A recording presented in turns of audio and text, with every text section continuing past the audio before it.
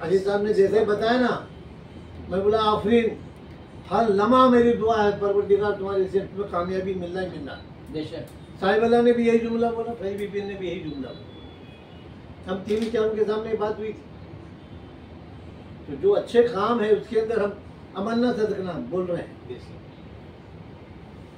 और ये जो हो रहा है अयोध्या की मस्जिद का जो मसाइल है, परवरदिगार वो एक दिन ऐसा होगा लोग ताजमहल को भूल जाएंगे। जी जी, वो एक आठवां अजूबा हो सकता है अगर हम आज जो सोच रहे हैं उसके बारे में, अगर हम उसमें कामयाब हो रहे हैं, काम अगर बनाकर तैयार हुआ तो वो एक आठवां लोग उसको देखने के लिए आएंगे। आने वाली दुनिया में एक तारीख बन जाएगा वो। तो सोच को अच्छी बुलंद रखेंगे तो वो कामयाबी है। और इनकी इसकी सोच के साथ में हम फट से खड़े हो गए। ये मस्जिद किसका होगा? ये मस्जिद अल्लाह का होगा। तो कैसा है आपका जो सवाल है कि मस्जिद के अंदर नमाज कौन पढ़ाएगा, मस्जिद कैसी होगी, मस्जिद किसकी होगी, ये वो कैसा है। हम सूफीज़्म की जब बातें करते हैं उनके पैरों को भी गले लगाते हैं। अपनी की बात है, जब काबे शरीफ की बुनियाद रखी जा रही थी, पूछा गया कि बियाबान जंगल में दूर दूर तक के कोई न पेड़ है, न पौधे है, न पूछे न पूछे कुछ है, न कौन आएगा। तो अल्लाह का फरमान आया कि तू अजान दे, नमाज भेजने का काम मेरा है। ये मस्जिद बनाने का काम हमारा है, उसको आबाद करने का काम अल्लाह का है।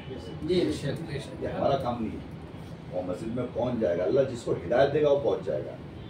और उसमें जो सारी जो छोटी छोटी बारीकी शरई मसले नकल मुकाद को देखते हुए सारी चीजें हो रही है। जो तुम चाहे तुम्हारा अल्लाह देता। कोई तन्हाई में जाके हाथ उठा के मांग लो, हाथ उठने के पहले तुम्हारा अल्लाह तुमको उनको दे देता है। इस्लाम धर्म प्यार से आया। इस्लाम धर्म तलवार की नोक पे कभी नहीं आया। आज अगर ताइफ की अगर तुम बात करते, नबी की बात करते, तो ताइफ के किस्से को तुम अगर बार बार दोहराएंगे, बार बार सुनेंगे, तुमको समझना पड़ेगा कि मेरे नबी के तरीके क्या थे।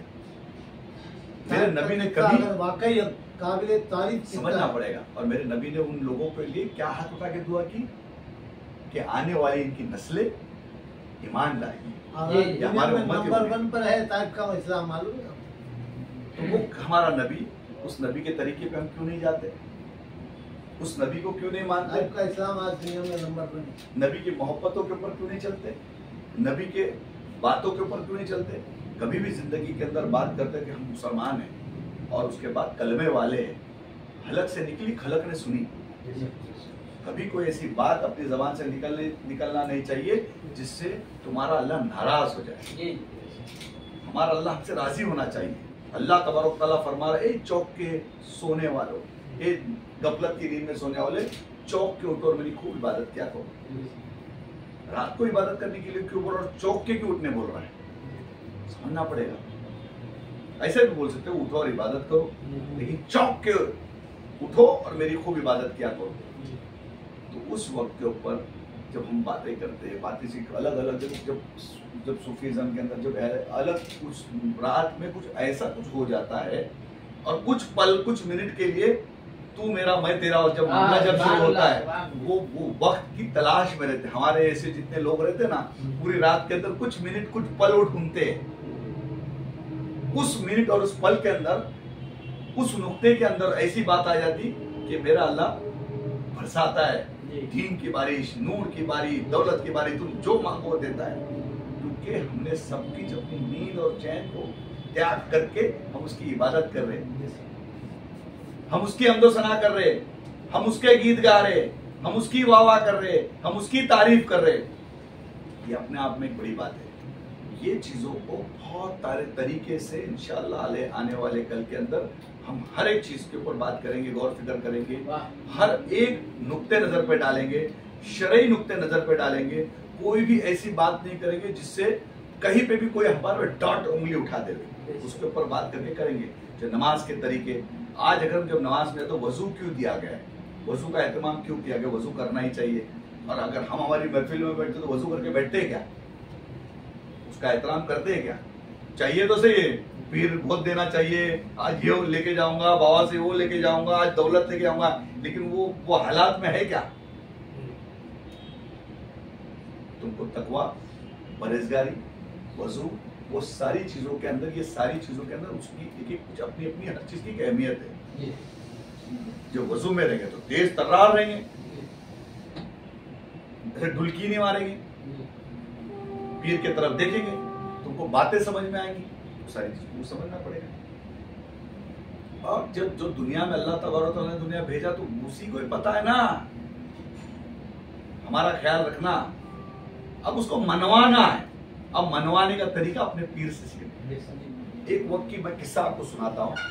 मैं मेरे बाबाजान क्या हो गया, मेरे बाबाजान के शनिचर के दिन महफिल लगी होती चेंबूर में। उस महफिल का हाल आपको बताऊंगा कि एक दिन महफिल में पहुंचा और पूरी महफिल भरी हुई थी।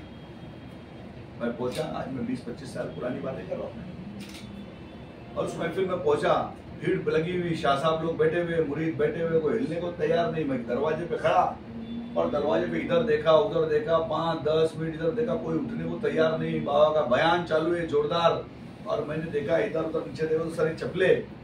तो मैंने सोचा कि आज बेटा तेरी बैठक यही है, चप्पलों में। और मैं बैठ गया चप्पलों में। क्या तेरा पीर चाहता कि तू चप्पलों में बैठे,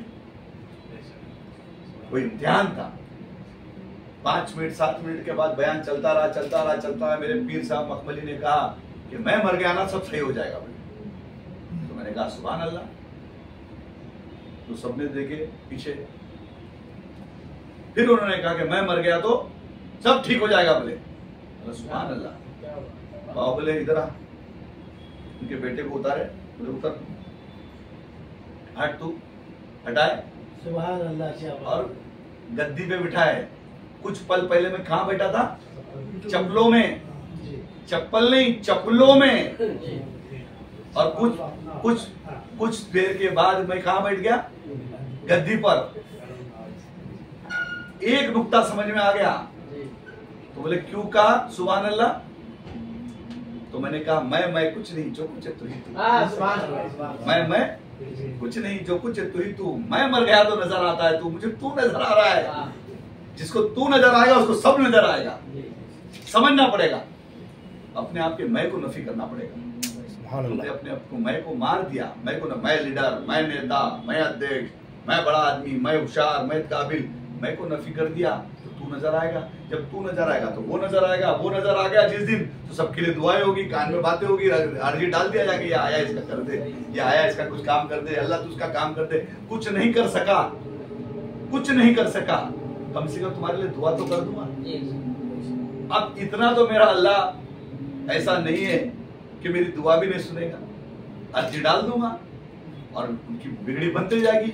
और ये छोड़ देते कि कौन बैठने वाला है, क्या होने वाला है। अल्लाह जिसको चुनेगा वो बैठ जाएगा।